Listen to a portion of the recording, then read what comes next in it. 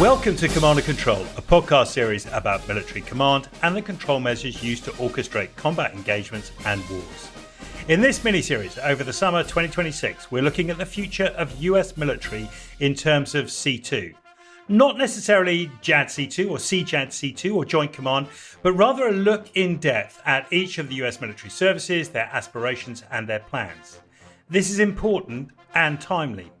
Big changes are coming for each of the US armed services, and they differ from each other and the way which they have historically organised their C2. In this episode, we're talking about the US National Guard with Lieutenant General retired Jon Jensen, the 22nd Director of the US Army National Guard. The show is sponsored by Systematic. At Systematic Incorporated, we provide innovative commercial C2 software solutions. Our SID-aware suite of products accelerates decision-making in contested environments and enables data sharing with partners and allies. Our open platform uses public APIs to connect sensors, shooters, autonomous systems, and mission applications without the need to replace existing hardware.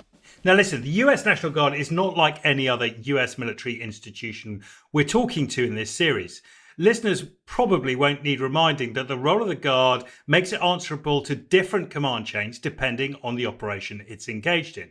So while other military services are busy, focused, preparing for major war, the Guard must balance those requirements with other demands, the frequent and dispersed activation for duties at home and abroad, wherever it may be required. That makes building a C2 system for the future rather a more difficult proposition than one might expect.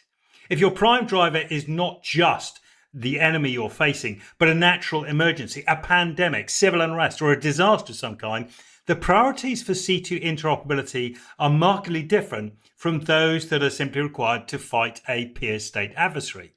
But at the same time, the Guard is the interoperable operational reserve of the US Army and has been deployed as such in a significant number of incidents over the past couple of decades. The nature of command itself might be somewhat different in the Guard to others too. On missions in the homeland, the Guard has operated as dispersed units for many years, right? NCOs are called on to do their jobs without the level of oversight, control or connectivity exercised by, for example, some US Army formations. They'll liaise with civil agencies and the population at a lower level with more visibility to the populace than their counterparts in the regular force. But before we get into some of that detail around this, I want to introduce my guest. There are few people better qualified to talk about the future of National Guard C2 than my guest today, Lieutenant General Jon Jensen, who has recently retired after 41 years of service, culminating in 4 years as the 22nd Director of the Army National Guard, a job that guided the formation, development and implementation of all programs and policies affecting nearly 335,000 soldiers in 50 states, 3 territories and the District of Columbia. Now go back a bit, and Jon joined the Iowa State Guard in 1982 as a combat medic and went on to become an NCO before becoming an officer. This was, of course, in the Cold War and the last period of great power competition. But since then, Jon, like the Guard, has experienced counter-terror missions, counterinsurgency during the global war on terror, as well as domestic demands of pandemics, civil unrest and natural disasters. Before his role as director, Jon served as the 31st Adjutant General of Minnesota and earlier as Commanding General of the Minnesota National Guard's 34th Infantry Division. He was also dual-hatted as the Deputy Commander of the Army Reserve Component Integration Advisor, US Army Africa and Southern European Task Force, US Army Command. He's commanded, clearly, at the company, battalion, brigade and divisional level. And he's got operational assignments, including Desert Spring in Kuwait, Joint Forge in Bosnia-Herzegovina in S414, and Iraqi Freedom, twice. General Jensen, you put all this together, he's got the experience, credibility, courage and integrity to offer us a well-rounded and complete view of the Guard and the C2 that needs to be in place for the challenges it's going to face in the future. The views of General Jensen that he expresses today are his own. They don't represent those of the US National Guard, the Department of Defense, Department of War, or any other institution. General, Jon, listen, welcome to the show. Congratulations on your retirement. Thank you for your service, sir. You're probably one of the few leaders who's been so intimately involved in the Guard for the last 41 years and seen it from so many angles, right? As our audience are a mixed bunch of soldiers, sailors, aviators, academics, politicians, as well as sailors like me, I want to start by putting everyone on the same page. And I guess this is really quite an important question. Is the Guard's approach to command and control different from the other arms of the US military, or is it sort of broadly similar? Peter, great to be with you. Big fan of your podcast. I've listened for a while and I've learned a lot. Here's the thing about the National Guard that we have to recognize up front, both the Army National Guard and the Air National Guard, is that we're not our own service. The Army National Guard, which is I spent most of my career in, we're part of the United States Army. So as it relates to command and control, the doctrine of command and control, the ethos of command and control, the principles of command and control, we are part of that Army system. Our professional military education comes from the United States Army. So we're going to be a part of that system. Simultaneously, our Air Force or our Air National Guard is part of the Air Force service. So they are going to be under that umbrella. So where we have a little bit of friction maybe will be where those two elements come together at the state headquarters, and more specifically in our service to our states. Now, again, I think it's very important that our listeners understand this, that the National Guard is first and foremost a reserve component of their two services. So for the rest of the podcast, I'll primarily talk about the Army National Guard because that's where my experience has been. So our primary mission is as a combat reserve of the United States Army. First and foremost, we have to be able to meet that mission. Now, I was raised, as you mentioned, during the Cold War as a young soldier, a young NCO, and then later as a young officer. And the leadership theory that I grew up under and was indoctrinated by my leadership was this. You train for your most complex mission, which in our case is going to war. And if you are prepared to do that, you can do any mission less complicated than that. So we spend the vast majority of our time and the vast majority of our resources goes to our go to war mission, knowing that if we can do that, then inside of our states, we can respond to civil unrest, earthquake, wildfires, floods, tornadoes, whatever that state mission may be. But there is surely some difficulty, and we say training for war is the most complex. Just before we came on in, we were talking about both of our experiences in Bosnia, right? And it was incredibly complex, not just the number of allies, the number of agencies you were talking to, the number of NGOs, the international organizations, aid agencies, local government, local police forces, different parts of the population. I mean, that for me was more complex in C2 terms than Desert Shield, Desert Storm, Iraqi Freedom. That was for me infinitely more complex to navigate and work within than almost the simple thing of doing command in war. So it felt to me like actually the upper end of C2 complexity was outside war, right? Which is the area where the Guard excels, right? In doing things that, well, some of the Army is doing combat. What the Guard excels at, its expertise, is doing part of this outreach, liaison, discussion. Almost it's like military diplomacy, right? Yes, I agree with that. There is something, while it's not simple, maybe less complex, with just you're focused on closing with and destroying the enemy. But it's these other things that I think we learned in Bosnia, Kosovo, Iraq, Afghanistan, and really they're universal lessons over the time of warfare, is that there are all these other elements that are in part of that battlefield that you have to account for and that you have to engage, and that it's not really, again, as complex as it is, it's not as simple as just closing with and destroying the enemy. And I think this is where, again, raised by the Army, regardless of what environment you're in, it still comes down to this concept of mission command, which while we think is a relatively new idea, I will tell you that in 1989, when I went to officer candidate school and then following the infantry officer basic course, we didn't call it mission command, but we talked about this idea and this concept of purpose over task. You accomplish the purpose, the task may change, but you achieve and you accomplish the purpose.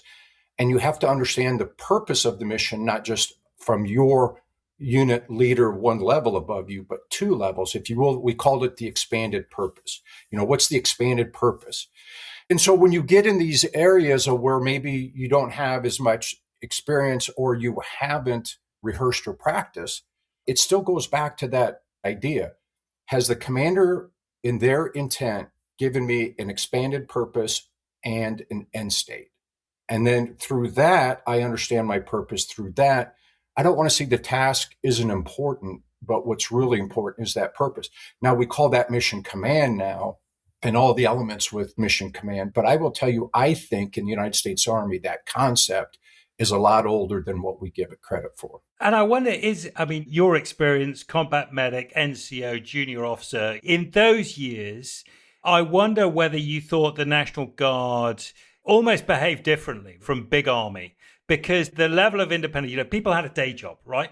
And whether they were a student or they were, a warehouse manager, no matter what they were, they did other stuff in life. They brought different things to the party. Mission command must have suited those people a lot more than the strict hierarchy of a peacetime barracks room, drill square army, right? Right. And plus, we're geographically dispersed as well. I was in an infantry battalion that was in the southwest corner of the state of Iowa that encompassed multiple counties. And from the headquarters to our farthest unit was over 100 miles. And you operated that way all the time. And so it really, truly was these decentralized, I don't want to call them operations, but you existed inside of your company. And the battalion commander was not a daily, hourly presence. The battalion command sergeant major, if he was going to come visit you, you kind of knew because he just didn't walk across the street. And so I think with that comes what we thought of at that time was maybe independence is what we maybe called it. Now we call it discipline initiative, or Jim Mingus calls it informed initiative. But yeah, you really had to understand what your commander wanted accomplished, because the other element of reserve component service is time. You just don't have the time.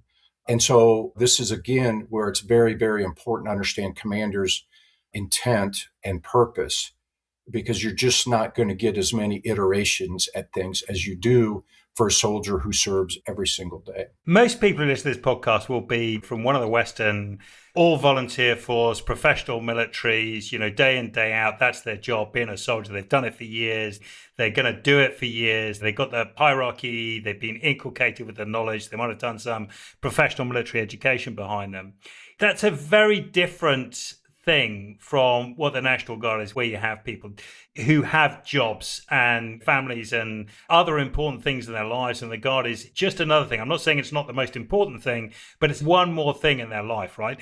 When you were commanding at battalion and brigade and divisional level, did you find this made it easier to talk to people? Did you find that they were less constrained by hierarchy? Did you hear more dissent? Was there less just straight following orders? Was there more about purpose and less about task? What did it feel like? In my experience is that you had to be very clear in your communication. The way that I framed it was I would tell my subordinate commanders is that as the commander, the one thing I do for our organization, let's take battalion command, is my primary purpose is to establish priorities and then ruthlessly enforce the priorities, because people want to wander off and do other things. And so when time is your constraint, you have to make sure that everybody, so let's just take, hey, our training objective this year, let's say, is enter and clear a trench. And so that's what we're going to focus on. Well, you got to be careful, because a company commander might say, well, I want to work on river crossing because that's more fun.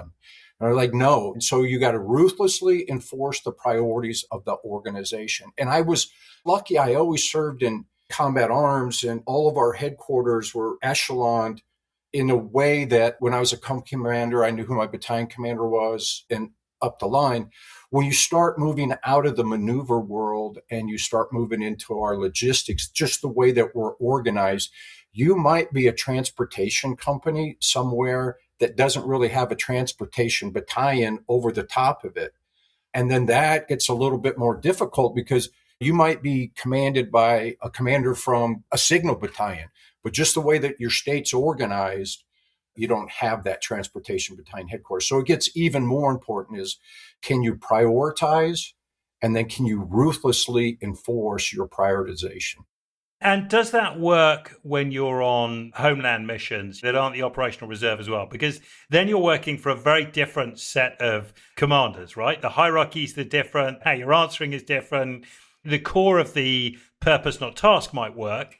But how does the mechanism work internally? You're answering to almost a politician and not a senior general.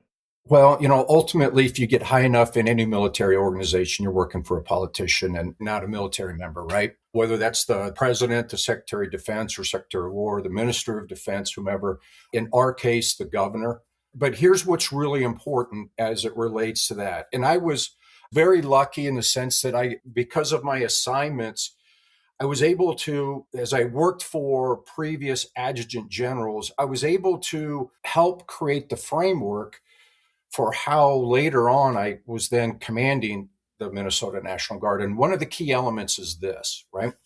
Is that below the adjutant general in Minnesota, we all fall under a military chain of command. So you might be in support of a county emergency manager, but you don't work for him when you're that on-ground commander. Let's say you're a company commander helping out an emergency or working in support of an emergency management coordinator in a county that had flooding. You're not going to take your orders from that person. We're still going to utilize the military chain of command. And the reason why you do that is you want to remove the confusion. It's very, very important you understand who you're working for at any given time. And the way that I viewed it is that at that level, we want them to continue to work through their military chain of command on this and not be taking orders from a civilian official because, one, they don't know your capability. They don't understand your limitations. They certainly don't understand your resource allocation, if you will. And so to make it as simple for the on-ground soldier, whether that was a squad leader, platoon leader, company commander, whomever, that was our intent. And that's how we went through. As something as simple and short as flood response to as complex and somewhat chaotic as civil unrest. And the deployments in those circumstances tend to be, they're sort of company-sized groups or platoon-sized groups. It's a much smaller way of deploying people. And I know the US Army now talks about it in terms of dispersal, but these are very, very small packets of soldiers and aviators in very dispersed locations, right? They're all over the place. And connecting them all together with a single purpose to a single commander sounds like quite a challenge. It can be. I would say, obviously the smaller it is, the easier the communication is. It gets more complex the more. So like, for example, just recently here in Minnesota during the summer of 2026, we're responding to wildland fires up at the northern end, what we call the Arrowhead area of Minnesota, which is the northeast corner of Minnesota. Those are very small aviation detachments with a little bit of logistics that goes forward. But that connectivity between that element and then back here where the command element is at is very, very necessary because, one, you're working for the governor and the governor's going to want to know what are you doing. You're in support of whether that's the Department of Natural Resources or some other agency, and they have their idea about what we should do. But then the other thing that you always have to be aware of, at least in my time frame as a senior leader inside the National Guard, is, hey, what are the other things this unit might have to do in support of the Army later on? Here is my specific example. As we began to bring soldiers on in response to the violence after George Floyd's murder, I had an infantry battalion, or 2nd Battalion, 135th Infantry, that I couldn't use. And the reason why I couldn't use it at the state level was they were in the very last elements of their train up before they got mobilized and went overseas. So when the governor said, hey, we're going to use every resource inside the National Guard, I had to lay out to him really quickly, hey, sir, our aviation brigade's currently deployed. We can't use our aviation brigade. This infantry battalion we can't use because they're in the last stages of their train up and then they are going to deploy. And so you have to always balance that. You have to understand, hey, what are the upcoming missions as it relates to this? The interesting one that I struggled with initially was our 1st Brigade. So we have an Armor Brigade combat team here in Minnesota. They were going to do the first rotation at the National Training Center, July of 2020, which was the first COVID rotation that the United States Army was going to attempt to do. And so initially tried to protect them, but then the mission set just got so large that we had to ultimately bring in our 1st Brigade. And they very quickly transitioned from we're loading out so we can put everything on rails and send to Fort Irwin, California, to now we're cutting locks on our connexes, reissuing our kit, to conducting missions inside of Minneapolis, St. Paul. Now we're taking our kit back to clean and account for and load again to send to the National Training Center. So in 30 days, then we can conduct a decisive action rotation at NTC under the constraint and limitations of COVID. It was a spectacular operation that 1st Brigade did. And it's a story that's not as well known as it should be in terms of the number of 180-degree turns that brigade did during the late spring of 2020 through the end of summer of 2020. These are really important stories as well, because they speak to the flexibility, not just the Guard, but military people generally. But the Guard, where they are putting down everything, leaving jobs as well as families and all the uncertainty that goes with it. Absolutely phenomenal effort. Listen, General, we've spoken about the past. You and I hark back to Bosnia and the Cold War. We've spoken about the recent history as well. The future of the Guard going ahead, everyone is talking about massive change programs, transformations of their C2, connecting everyone via a mobile phone and service providers and platforms and amazing systems that will reduce headquarters staff and all the good stuff that goes with it. And these are big capital programs in the US Army, US Navy, US Air Force, US Marine Corps. They match exactly their requirements for the big coming fight, right? Not just for tomorrow, the fight tonight, but also the fight tomorrow. They're throwing lots of money and effort into it. How does the Guard fit into all that? I mean, first, without even going into the frictions that you described right at the start between working for the US Air Force and working for the US Army, but just as a force, do you just come under the US Army? How is that working? Yeah, primarily you're going to fall under the United States Army's transformation plan or transformation in contact. So I served under 2 Army Chiefs of Staff, General Jim McConville and General Randy George, under 2 Vice Chiefs of Staff, General Joe Martin and General Jim Mingus. And from the very beginning, General McConville was adamant that the reserve component was going to transform as the active duty Army did. Now, previously, let's go back to the Cold War just very quickly one more time.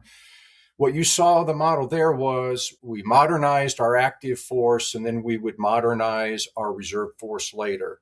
But over the course of time after the end of the Cold War, our active component Army started getting so small, but our demands across the globe were actually increasing. So the reserve component is much more of an operational force now than it was previously. And so it's very important for the Army that the reserve component modernize or transforms what General McConville called transformation in contact right along with. So as the Army began this transformation in contact under General George, the 34th Infantry Division was in Kuwait as part of our operation there.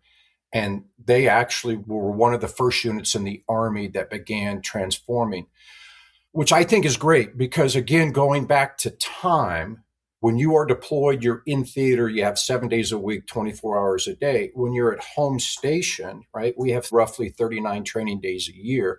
We can get so much more accomplished when you're deployed because of the availability. But the key piece of this is going to be funding. So how do we fund the reserve component to do this? And there's primarily 3 ways. First of all, you want to be part of the Army program, right? That's always the best way. I'm part of the Army's program, so I'm just going to fall under their budget and I'm going to transform. The second way, which is used a lot, is what we call the National Guard Reserve Equipment Appropriation, NAGREA. Now, this is a program for all the reserve components, just not the National Guard. And so what it is Congress looks at and dialogues with the reserve component and says, okay, as it relates to your mission set, what is it that you don't have from your service? And we can appropriate money directly to that reserve component in order to help alleviate that problem. And the numbers fluctuate over a given year, but that money comes down with a little bit of direction. Congress will say, hey, we believe you need to use it for this. But really, the authority resides inside for us, for the National Guard, the chief of the National Guard Bureau, and in our case, the director of the Army Guard. Then we could allocate that money that was appropriated inside of our organization. And then the third way is that you can also receive money directly from your state. Now, that money is usually related to one of two things: facilities or what we call dual use equipment that I can use in my state mission as well as my federal mission. And of course, that's dependent on how much money does your state have. And so that funding varies significantly across the 50 states, 3 territories, and of course, the District of Columbia. So those are the 3 primary funding mechanisms as it relates to this. But what you want to be is we want to be part of the Army's program is where we want to be. It's a challenge. You look at facilities, let's just take facilities, for example. We still have over 2,100 Army Guard facilities in the United States. A lot of them were built in the 1950s. All right. So what does a 1950s armory look like? Well, in the 1950s, we didn't have women who served in the National Guard.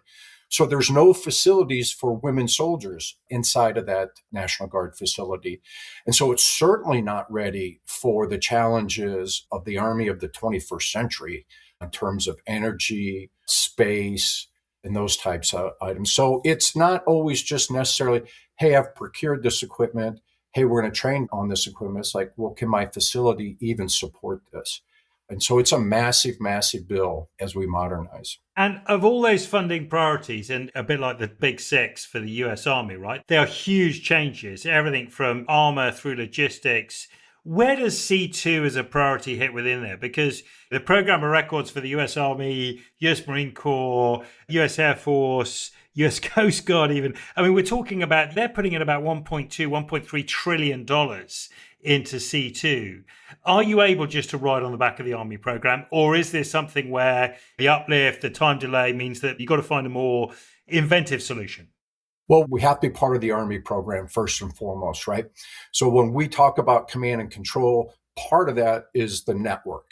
And so it's got to be, in our case, it has to be the Army's program, the Army's network. We can't vary at all from that because then it just causes downstream impacts later, right? We're not on a unified network anymore, and that's what all of the services we want to get to as it relates to joint domain or joint all domain command and control is that inside of our services, we can talk to everybody and then each service can speak and then ultimately our allies and partners can speak. And then to some degree, at some level, our agency partners as well. So we have to be a part of that. Otherwise, we're going to be standing outside of the Army looking in, right? If our divisions and brigades can't go into theater and operate on the Army net and have the systems of the Army as it relates to next generation command and control, we'll be outside looking in. And we don't want to be outside looking in. We want to be a part of that.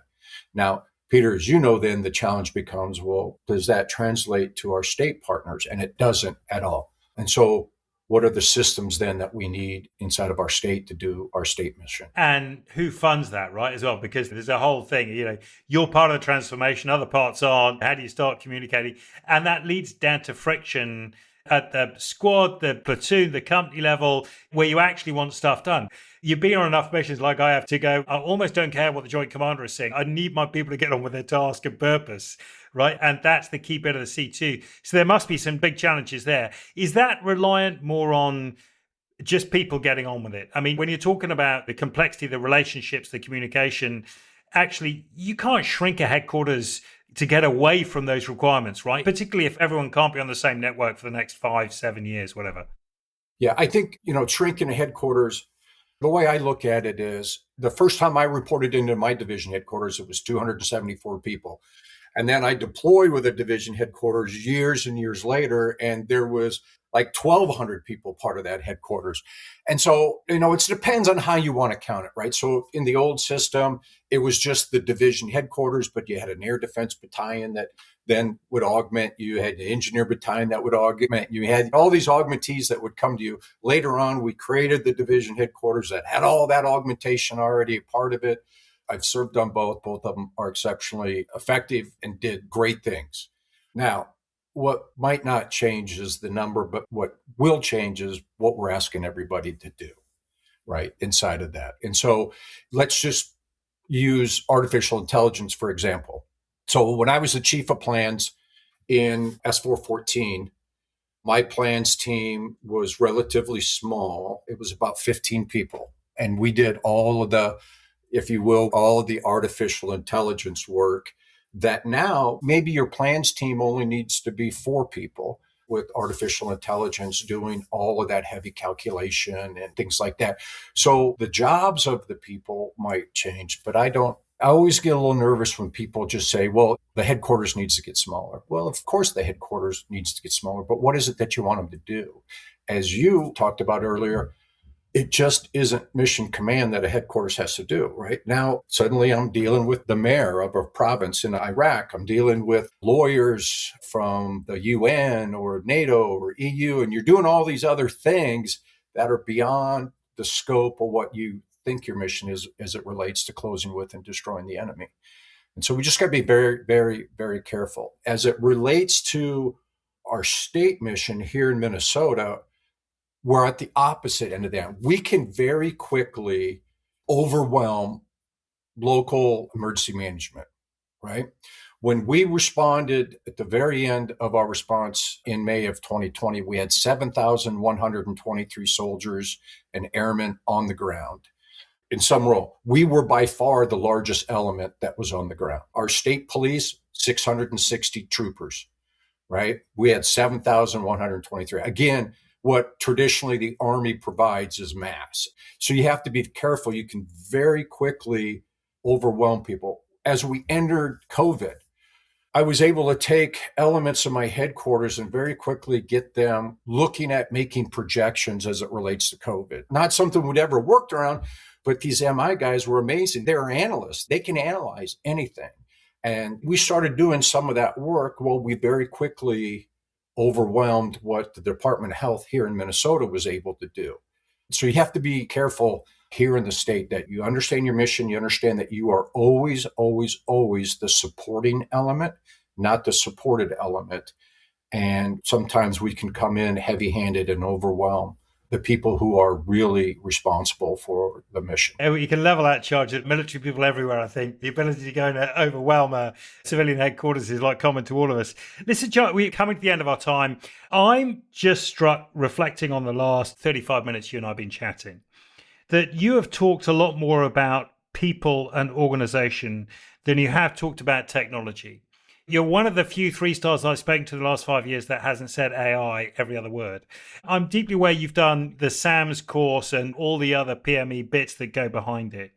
If you're talking to a young company commander now who's got aspirations to rise in the Guard, what are the secrets of C2 that you would say to them that needs to be aware of in the future? Most people would say it's technology, get yourself AI aware and all that other stuff. I've got a feeling you might say something different, but I'm not sticking words in your mouth. What advice would you give? Peter, this comes from an Army bias. The Army views ourselves as a people-centric organization, and it's always people first. Your ability to influence and motivate a soldier or a group of soldiers to accomplish the missions. The tools will always change, whether it's the Roman legionnaire, World War I, to whatever the future is going to be. Those tools are going to change, but it remains primarily a human endeavor. I mean, and this is the argument, right? Is this going to be robot on robot at some point? Maybe it is, but there's going to be a human element to warfare and to leadership. And in the Army, we put so much focus on leadership, that it's about leadership. It's about empowering those below you to accomplish the mission. And that, again, the tools are going to change. I enlisted in 1982. In 1982, we were still driving the World War II Jeep around, and so that's how far back I go. And so while the tools change, maybe the doctrine changes, it's a human endeavor. And so when I hear command and control, I always think about people and not the systems that allow you to do control. Because command, for me, command and control, it's the art and science. Command is the art. That is defined by the commander, how they are as a human being, as a man, as a woman, their experiences, their education background, all of those things. Command is the art. Control is the science. What's my processes? What are my systems?